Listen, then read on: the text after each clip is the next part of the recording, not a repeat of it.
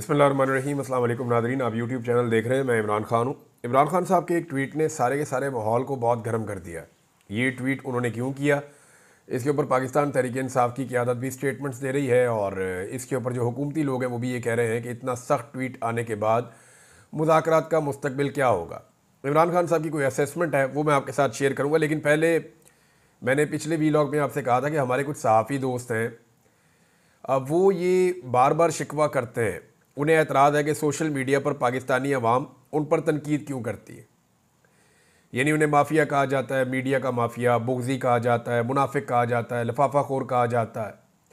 हमारे लोगों को 2 नंबर और बैरूपिया क्यों कहा जाता है। हर सहाफ़ी के हवाले से, यानी चंद सहाफ़ी तो ऐसे हैं जिनके बारे में बाकायदा लोगों ने अपनी एक राय बनाई हुई है, ये अलकाबात सहाफ़ियों को क्यों दिए जाते हैं। देखिए, हमारे यहाँ पे पाकिस्तान में एक ट्रेंड था कि सहाफ़ी जो हैं उनको कोई कुछ नहीं कह सकता, तो वो जिसको जो मर्ज़ी कहे। तो यहाँ पे ये भी एक ट्रेंड था कि जो पॉलिटिकल लोग हैं, पॉलिटिकल एलीट है, वो एक दूसरे के साथ सियासत खेलते थे। थोड़ी सी गाली ये उसको देता था, वो इसको देता था, तो ये लोग बर्दाश्त करते थे, इन्हें पता था नूरा कुश्ती है। लेकिन जैसे ही इसके बीच में एक मिडिल क्लास का आदमी आया और उसने कहा कि भाई तुम भी चोर हो, तुम भी चोर हो, तो इन्हें बहुत बुरा लगा। यानी अगर नवाज शरीफ बेनज़ीर को चोर कहे और बेनज़ीर नवाज शरीफ को चोर कहे, दोनों बर्दाश्त कर लेते हैं, लेकिन नीचे से अवाम उठे और उठ के जरदारी को और नवाज शरीफ दोनों को चोर कहे तो वो अवाम का दिया हुआ ताना बर्दाश्त नहीं करते कि ये कीड़े मकोड़े कैसे हमें चोर कह सकते हैं। तो सोशल मीडिया के ज़रिए से पहली मरतबा आम आदमी के पास अपनी आवाज़ निकालने का एक मौका आया। ये गली मोहल्लों में लोग कहते थे, चौकों चौराहों में कहते थे, लेकिन मुंह तक ये बात नहीं पहुंचती थी। अब हुआ ये है कि उनके मुंह तक ये बात पहुंच जाती है सोशल मीडिया के ज़रिए से, तो उन्हें तकलीफ़ हो रही है कि ये कीड़े मकोड़े, ये कमज़ोर लोग, ये कैसे हमारे ख़िलाफ़ जो है वो तनकीद कर सकते हैं या हमारे ऊपर उंगली उठा सकते हैं। यही कुछ पाकिस्तान के मीडिया के साथ भी हो रहा है। मैं कुछ हक़ाइक़ आपके सामने रखता हूँ, शायद मीडिया को समझ आ जाए कि दुनिया बदल गई है और मीडिया के हमारे लोग जो हैं वो ख़ुद को बदल नहीं पाए।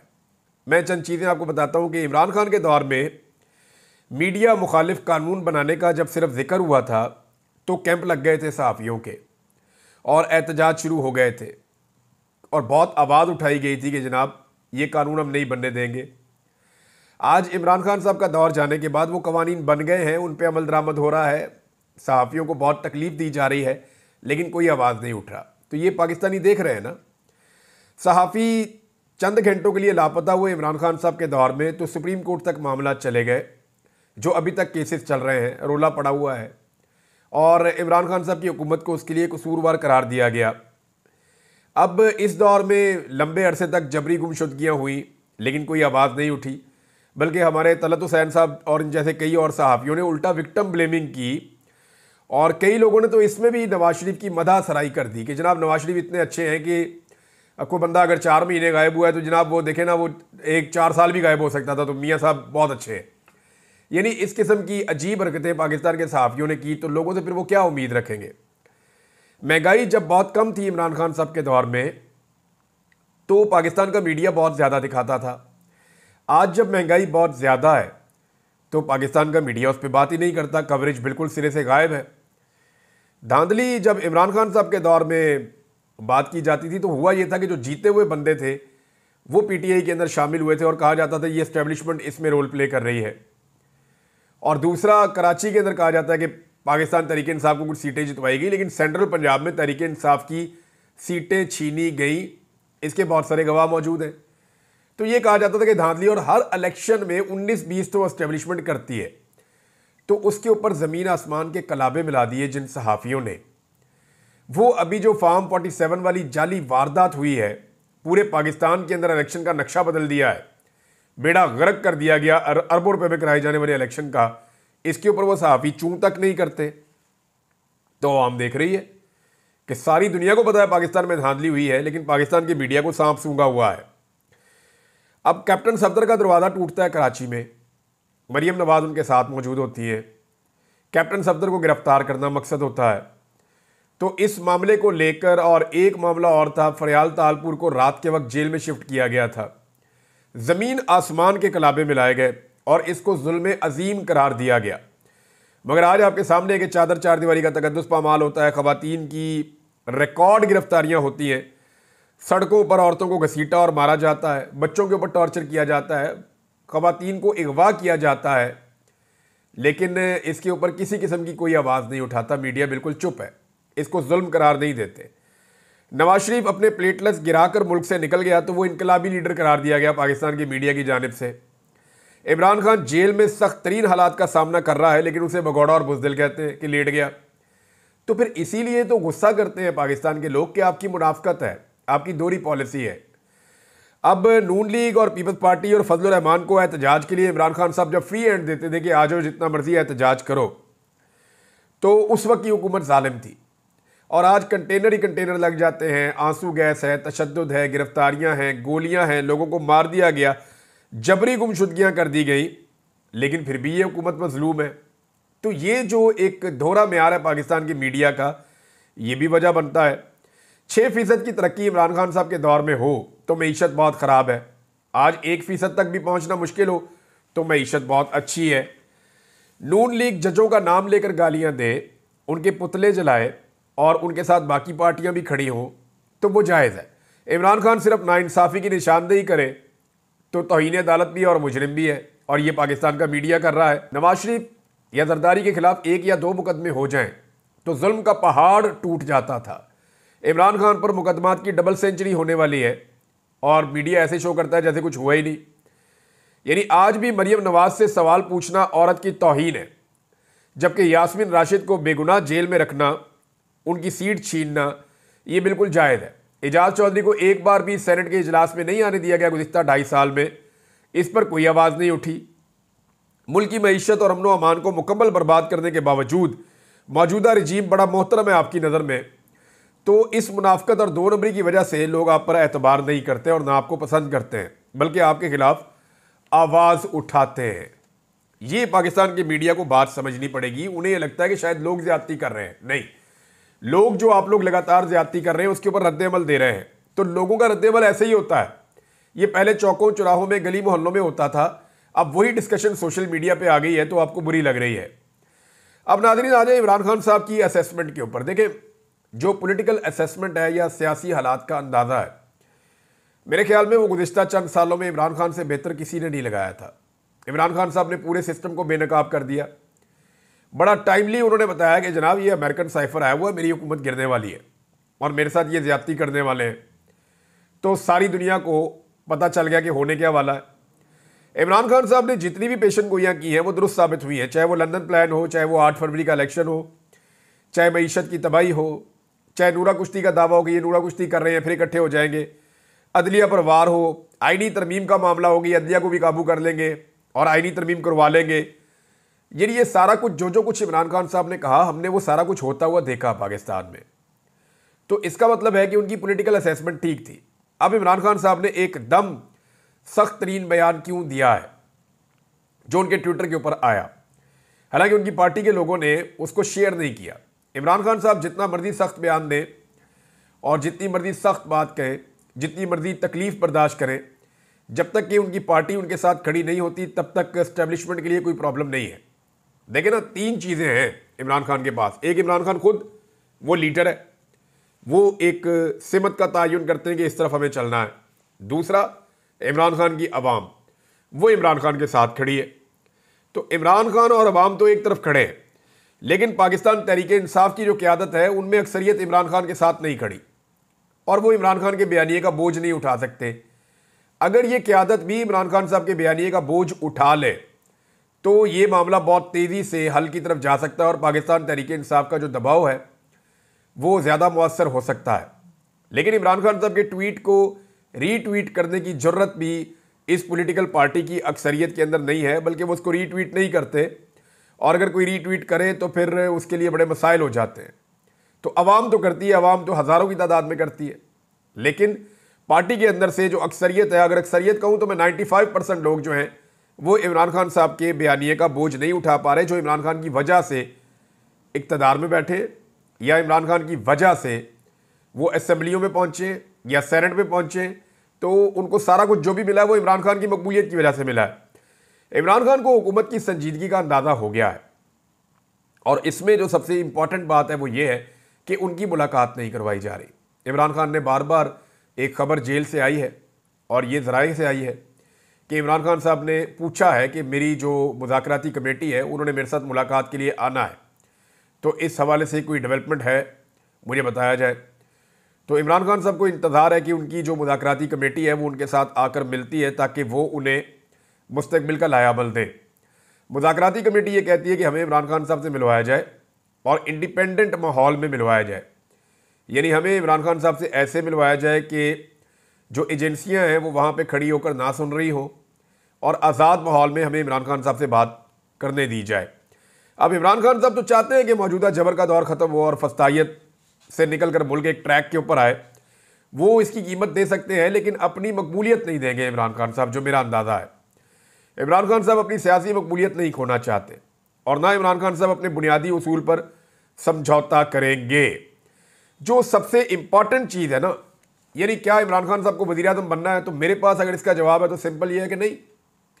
मुझे नहीं लगता कि इमरान खान की ये ज़िद है कि वो दोबारा वज़ीर आज़म बनना चाहते हैं। अगर इमरान खान साहब अपने इस सियासी करियर के अंदर सिर्फ एक काम कर जाएं कि एस्टेब्लिशमेंट का सियासत में से किरदार ख़त्म कर दें, तो ये उनका पाकिस्तानी सियासत के लिए सबसे बड़ा कंट्रीब्यूशन होगा। एस्टेब्लिशमेंट ने हमेशा दावा किया है कि उनका सियासत में कोई किरदार नहीं है, लेकिन उनका सियासत में हमेशा घिनौना और गलीज़ किरदार रहा है।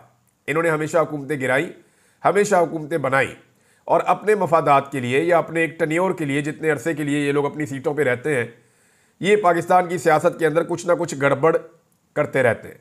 तो इमरान खान साहब का एक बड़ा रोल ये हो सकता है, अगर वो प्ले कर सकते हैं पाकिस्तान के लिए, कि वो कुछ ना कुछ करके फ़ौज को सियासत के अंदर से बाहर निकाल दें। यानी इमरान खान के लिए ज़्यादा इंपॉर्टेंट नहीं है, 72 साल उनकी उम्र है। क्या उनके लिए ज़रूरी है कि वो दोबारा वज़ीर आज़म बन जाए? बन जाए तो अच्छी बात है, उनका ये हक़ है कि वो बन जाए, क्योंकि वो इतने बड़े पॉलिटिकल लीडर हैं, उनकी इतनी फॉलोइंग है, तो उन्हें बनना चाहिए। लेकिन अगर वो वज़ीर आज़म नहीं भी बनते, क्योंकि उनकी ना तो औलाद ने सियासत में आना है, ना उनकी बीवी ने सियासत में आना है, ना उनके ख़ानदान में से किसी ने फ्यूचर में सियासत करनी है, तो अगर उनका कोई इतना लंबा चौड़ा स्टेक नहीं है, नवाज शरीफ को तो पता है ना कि आने वाली नस्लें भी मैंने चलानी है, मरियम के बच्चे भी चलाने हैं मैंने, हुसैन के बच्चे भी चलाने हैं मैंने, तो इसी तरह शहबाज शरीफ को पता है कि मैंने भी अपने बच्चे चलाने हैं आगे, जरदारी को पता है कि बिलावल को वज़ीर आज़म बनाना है और बिलावल के बच्चे भी चलाने हैं आगे। तो इन्होंने तो पूरा एक तरीक़ाकार बनाया हुआ। फजल रहमान साहब का बच्चा है, वो भी लॉन्च हो गया। ANP जो है वहाँ पे वो बच्चों की अब हुकूमत आ गई है, वो आगे और चलेंगे। तो इसी तरह हर पॉलिटिकल पार्टी की एक लेगेसी जो आगे चलेगी। शाह महमूद कुरैशी साहब के बच्चे हैं, परवेज़ इलाही साहब के बच्चे हैं, चौधरी शुजात हुसैन के बच्चे हैं, लेकिन इमरान खान का ये मामला नहीं है। इमरान खान इस सिस्टम का हिस्सा ज़रूर है, लेकिन उनको ये पता है कि ये अपने ख़ानदान का आखिरी पॉलिटिशियन है, इसके बाद इसने और कोई बंदा लेकर नहीं आना या फैमिली में से कोई बंदा नहीं लेकर आना। तो इमरान खान साहब के पास सिर्फ इतना ही स्टेक है ना कि वो जितना अरसा रह गया उसमें इज़्ज़त की सियासत करें। तो इसमें जो उनका सबसे बड़ा एक कंट्रीब्यूशन हो सकता है इमरान खान साहब का, कि वो कुछ ना कुछ करके फ़ौज का सियासी किरदार ख़त्म कर दें, और यही सबसे इंपॉर्टेंट चीज़ है जो इमरान खान साहब कर सकते हैं। रूल ऑफ लॉ आ जाए पाकिस्तान में, जमहूरियत की आज़ादी आ जाए, आज़ादी इज़हार राय आ जाए, बुनियादी इंसानी हकूक़ आ जाए पाकिस्तान में। नाज़रीन, जो मौजूदा सूरत हाल है, इसमें जो सबसे ज़्यादा फंस गई है वो पाकिस्तान की एस्टेब्लिशमेंट है। लेकिन वो दोनों तरफ उनके लिए बड़ा मसला है। अगर पाकिस्तान की एस्टेब्लिशमेंट इस वक्त मुज़ाकरात की तरफ ज़ोर डालती है या इमरान खान साहब के बाहर आने के लिए जो रुकावटें हैं उन्हें ख़त्म कर देती है या अपने आप को न्यूट्रल करती है, तो इसमें जो पॉलिटिकल पार्टीज इस वक्त इक़्तिदार में हैं वो सारी एस्टेब्लिशमेंट की दुश्मन हो जाएंगी। पाकिस्तान तहरीक इंसाफ और पाकिस्तान के अवाम पहले ही शिकवा कर रहे हैं, और अगर ये जो पॉलिटिकल पार्टीज जिनको जाली हुकूमत दी गई है ये भी अगर एस्टेब्लिशमेंट के खिलाफ हो जाती हैं तो एस्टेब्लिशमेंट बिल्कुल तन्हाई का शिकार हो जाएगी। ये पाकिस्तान के अंदर की सिचुएशन है। लेकिन अगर यही एस्टेब्लिशमेंट हुकूमत का साथ देती चली जाती है और हुकूमत की ख्वाहिश के मुताबिक और अपनी ख्वाहिश के मुताबिक मामलात को वैसे ही चलाती है जैसे माजी में चलाया 3 साल तक, तो इसमें आलमी तौर पर तन्हाई का शिकार हो जाएंगे और आलमी दबाव बढ़ता चला जाएगा। तहरीक इंसाफ जो है वो मुज़ाकरात की हुज्जत तकरीबन तमाम कर चुकी है। इमरान खान साहब की ट्वीट के बाद अब ऐसा दिखाई देता है कि शायद हुकूमत को ही अब आगे बढ़ना पड़ेगा और इमरान खान साहब को इन मुज़ाकरात के अंदर कोई कामयाबी नज़र नहीं आ रही। तो ऐसी सूरत हाल में वो अपनी पार्टी को अगले एहतजाज के लिए तैयार कर रहे हैं। और एक मोमेंटम बनाया जा रहा है कि नई एहतजाजी तहरीक का आगाज़ किया जा सके। इमरान खान साहब के ट्वीट के बाद पाकिस्तान तहरीक-ए-इंसाफ की लीडरशिप ने एक बड़ी तगड़ी प्रेस कॉन्फ्रेंस तो की है, मगर अभी तक जो सबसे हसास मामला है लापता अफराद के हवाले से, उस पर कोई हिकमत अमली सामने नहीं आई और ना ही पाकिस्तान तहरीक-ए-इंसाफ अपने 13 शोहदा को इंसाफ दिलाने के मामले का आगाज़ कर सकी है। याद रखें, इमरान खान साहब की तहरीक गुज़िश्ता तकरीबन 2.5 साल से ज़्यादा हो गए हैं वो चल रही है और इस तहरीक के अंदर अब खून शामिल हो चुका है। किसी भी तहरीक में जब खून शामिल हो जाता है तो फिर उसको रोकना बहुत मुश्किल हो जाता है। 13 लाशें पाकिस्तान तहरीक-ए-इंसाफ ने दफनाई हैं, जबकि उनके बकौल उनके 50 के करीब लोग अभी तक लापता हैं और हुकूमत जो है उसके लिए एक के बाद एक बुरी खबर आती चली जा रही है। पाकिस्तान पीपल्स पार्टी जो है वो काबीना के अंदर शामिल नहीं होना चाह रही और वो अब हुकूमत को धमकियां लगा रहे हैं। वजह यह है कि उनको भी आइडिया है कि जो गैर मकबूलियत थी इस हुकूमत की, वो मकबूलियत में बदलने में वो नाकाम रहे हैं, ना ही पाकिस्तान के हालात ठीक हो सक रहे हैं। अभी जो 2 खबरें आई हैं मेरे पास, इन 2 खबरों को अगर आप देखें तो एक तो गवर्नर स्टेट बैंक ने इंकशाफ किया है, siyaasat.pk ने इसको छापा कि ज़र मुबादला ज़खायर मुस्तहकम दिखाने के लिए स्टेट बैंक ऑफ पाकिस्तान ने मकामी मार्केट से रिकॉर्ड 9 अरब डॉलर्स खरीदे हैं। ये बहुत बड़ी खबर है, इसकी तफसीलात मैं आपको बाद में बताऊंगा, इसका इम्पैक्ट क्या होगा, ये चीज़ें आपके सामने मैं रखूंगा। कतर एयरवेज ने पाकिस्तान में अपने दफातर बंद कर दिए हैं। ये भी रोज़ाना कोई ना कोई बड़ी कंपनी, कोई ना कोई बड़ा इदारा जो है वो पाकिस्तान को छोड़कर जाता है और पाकिस्तानी बहुत बड़ी तादाद में पाकिस्तान को छोड़कर जा रहे हैं। यहाँ से ब्रेन ड्रेन हो रहा है, लोग अपना पैसा निकालकर पाकिस्तान से बाहर ले जा रहे हैं। अगर आप सिर्फ यूएई का डाटा चेक करेंगे, पाकिस्तानियों ने गुज़िश्ता 1 साल के अंदर यानी 2024 में कितने पैसे की जायदादें सिर्फ यूएई में खरीदी हैं, तो आपके रोंगटे खड़े हो जाएंगे। अब सबको अपनी अपनी मकबूलियत की पड़ी है, तो मरीम नवाज़ ने भी एक जालसाजी शुरू की है और वो जालसाजी ये है कि वो मुख्तलिफ जगहों पे जा रही हैं, प्लान्ड इवेंट्स कर रही हैं और उसकी बुनियाद के ऊपर चंद नौजवानों के बीच में अपने आप को घेरा डलवा के वो ऐसे कैमरे से फुटेज बनवा के अब ये तासुर बना रहे हैं कि PMLN की मकबूलियत वापस आ रही है। और इसमें भी कुछ सहाफ़ियों को भी शामिल किया गया है जो आने वाले दिनों में ये दानिश्वर हैं, ये कहेंगे खुल खुला के जनाब देखें, मरीम नवाज़ की शबाना रोज़ मेहनत की वजह से जो नून लीग की मकबूलियत कम हो गई थी वो मकबूलियत पंजाब में वापस आ रही है। ये चीज़ें आप सुनेंगे आने वाले दिनों में। हमारे बहुत सारे सहाफ़ी ऐसे हैं जो ये बातें करेंगे। अब मैं स्पेशली सुहेल बड़ाइश साहब और इनके जो सोच के लोग हैं वो लोग आपको ये कहते हुए नजर आएंगे कि नून लीग की मकबूलियत मरीम नवाज़ वापस लेकर आ रही है। लेकिन यहाँ पे एक जो है वो लेटर सर्कुलेट कर रहा है। एक तो मरीम नवाज़ ने झूठ बोला, वो झूठ मैं आपके सामने रख देता हूँ क्योंकि बार बार इनको झूठ बोलने की आदत है। गलत बयानी इन्होंने की कि सरगोदा में कार्डियोलॉजी अस्पताल जनाब हमने बना दिया और हमने ये शुरू कर दिया है और इसका नाम जो है वो नवाज शरीफ के नाम पे रख दिया है। लेकिन जो हकीकत है वो ये है कि 2022 में चौधरी परवेज़ इलाही ने कार्डियोलॉजी अस्पताल सरगोदा का आगाज़ किया था पाकिस्तान तहरीक-ए-इंसाफ के दौर में 2022 के इख्तिताम से पहले। तो मरीम नवाज़ ने इसको अपने खाते में डालने की कोशिश की, लेकिन पाकिस्तान तहरीक-ए-इंसाफ ने सारा रिकॉर्ड निकाल के सामने रख दिया। शहबाज शरीफ ने भी जो वेंटिलेटर्स पाकिस्तान में बन रहे हैं उनको अपने खाते में डालने की कोशिश की, लेकिन पाकिस्तान तहरीक-ए-इंसाफ के सोशल मीडिया ने 2020 की खबरें निकाल के सामने रख दी कि जनाब आज से 4 साल पहले पाकिस्तान तहरीक-ए-इंसाफ के दौर में ये प्रोजेक्ट मुतारिफ हो चुका है और पाकिस्तान वेंटिलेटर्स बना रहा है। मैंने उस दौर में एक वीलॉग भी किया था जब दुनिया को वेंटिलेटर्स की बहुत ज़्यादा ज़रूरत थी। उस वक्त पाकिस्तान ने कुछ एक्सपोर्ट्स भी शुरू की थी और बहुत सारी दीगर मशीनरी और वेंटिलेटर्स पाकिस्तान ने तब बनाए थे 2024 में। लेकिन अब ये दावा कर रहे हैं जी पहली दफ़ा पाकिस्तान ने अब बनाया, तो ये झूठ बोल रहे हैं। तो ये 2 झूठ जो हैं वो इन्होंने 24 घंटे में बोले। और एक और चीज़ मैं आपको बताता हूँ कि जब भी मरीम नवाज़ किसी तालीमी इदारे में जाती हैं तो वो पूरा तालीमी इदारा बंद कर दिया जाता है, चाहे वो पंजाब यूनिवर्सिटी हो या कोई और इदारा हो। अभी ये जो एक सर्कुलेशन सामने आ रही है, एक लेटर सर्कुलेट कर रहा है, इसमें जनाब बताया गया है कि तलबा को छुट्टी है जी, क्योंकि मरीम नवाज़ आ रही हैं यूनिवर्सिटी में। DC को और DPO को बेचारे को मुसीबत पड़ी हुई होती है, मरीम नवाज़ को पहुंचाया जाता है, जितने तलबा हैं उनको छुट्टी दे दी जाती है। यानी कैसी अजीब बात है कि यूनिवर्सिटी में वज़ीर आला ने आना है और तलबा की छुट्टी, आप नहीं आ सकते क्योंकि वज़ीर आला ने आना है। और वहाँ पे जो है वो सहाफ़ियों की भी छुट्टी, मकामी सहाफ़ियों को भी इजाज़त नहीं है, अपने साथ जो सहाफ़ी चंद लेकर आने हैं उनको ही लेकर आना है जो उस इलाके को नहीं जानते, जो वहाँ के लोगों से बातचीत नहीं कर सकते। तो सहाफ़ी भी फारिग, तलबा भी फारिग, और अपने बंदे वहाँ पे बैठा के या तलबा का एक ग्रुप बैठा के जिनको डरा के धमका के वहाँ पे पूरा इवेंट कर लेना और बाद में फ़ोटो सेशन करके रोला डाल देना कि जनाब बहुत ज़्यादा मकबूलियत हो गई है। तो ये अब इनका तरीका वारदात है, अभी तक ये चल रहा है। एक चीज़ अभी शेर अफजल मरवत ने बताई है और पाकिस्तान तहरीक इंसाफ इसको क्लियर कर चुकी है कि 5 इमरान खान साहब को अब तक ऑफर्स की गई हैं। एक पाकिस्तान से बाहर जाने की ऑफ़र है, वो 3 मरतबा की गई है, और जेल से बाहर निकाल कर बनी गाला या दीगर जगह पे शिफ्ट करने की जो ऑफ़र है खैबर पख्तूनख्वा में, वो ऑफ़र भी 2 मरतबा की गई है। शेर अफजल मरवत का दावा है कि ये ऑफ़र मोहसिन नकवी ने की है, जबकि ये ऑफ़र इमरान खान तक वज़ीर आला खैबर पख्तूनख्वा के ज़रिए पहुंची थी, क्योंकि वज़ीर आला खैबर पख्तूनख्वा की ही मोहसिन नकवी से मुलाकातें हुई थी। खैबर पख्तूनख्वा की हुकूमत ने एक बड़ा अच्छा कदम उठाया। पश्तून तहफ़्फ़ुज़ मूवमेंट को कलअदम करार दिया गया था वफाकी हुकूमत की जानिब से, तो खैबर पख्तूनख्वा की हुकूमत ने फैसला किया है कि वो इस पर नज़रसानी के लिए वफाकी हुकूमत से रब्ता करेगी। किसी भी पोलिटिकल पार्टी को या किसी भी जमात को इस बुनियाद पर कलअदम करार नहीं देना चाहिए कि आपको उनकी पॉलिसी पसंद नहीं है। ये कोई मुसल्ला ग्रुप थोड़ी है। पश्तून तहफ़्फ़ुज़ मूवमेंट गैर मुसल्ला लोग हैं और वो अपने हक़ के लिए आवाज़ उठाते हैं, बड़ी ज़ोरदार आवाज़ उठाते हैं। उनके मुतालबात सुने जाने चाहिए, उनकी जायज़ बातें मानी जानी चाहिए। पूरा खैबर पख्तूनख्वा उनके जरगे में उनके साथ खड़ा हुआ था, तो ये बहुत अहम चीज़ है। लिहाजा उनके ऊपर पाबंदी लगाने की बजाय उनके साथ बैठ के बात करनी चाहिए। कासिम सूरी का एक ट्वीट है जो मैं आखिर में आपको पढ़ के सुना देता हूँ। वैसे तो एक लेटर भी है मेरे पास जो जेल से कैदियों ने लिखा है, और वो जो लिख रहे हैं ये बल्कि ज़्यादा ज़रूरी है। पाकिस्तान तहरीक इंसाफ के तमाम कारकुनान ने भूख हड़ताल कर दी है जो पकड़े गए थे इस्लामाबाद से, और उन्होंने कहा जी खाना पीना हमें सही नहीं मिल रहा, खाने में कीड़े मकोड़े होते हैं। दूसरी बात यह है कि 27/11/2024 से लेकर अब तक हमें जज के सामने पेश नहीं किया गया।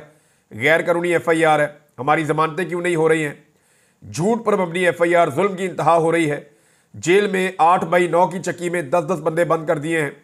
पंजाब हुकूमत और अदलिया कानून के मुताबिक हमारे साथ पेश आए, कानून और आइन की बालादस्ती तक हमारी भूख हड़ताल जारी रहेगी। ये जनाब पाकिस्तान तहरीक इंसाफ के वर्कर जो जेल में कैद हैं वो इस सूरत हाल का सामना कर रहे हैं। नाज़रीन, अब तक के लिए इतना ही। अपना ख्याल रखिएगा, अपने इस चैनल का भी। अल्लाह हाफ़िज़।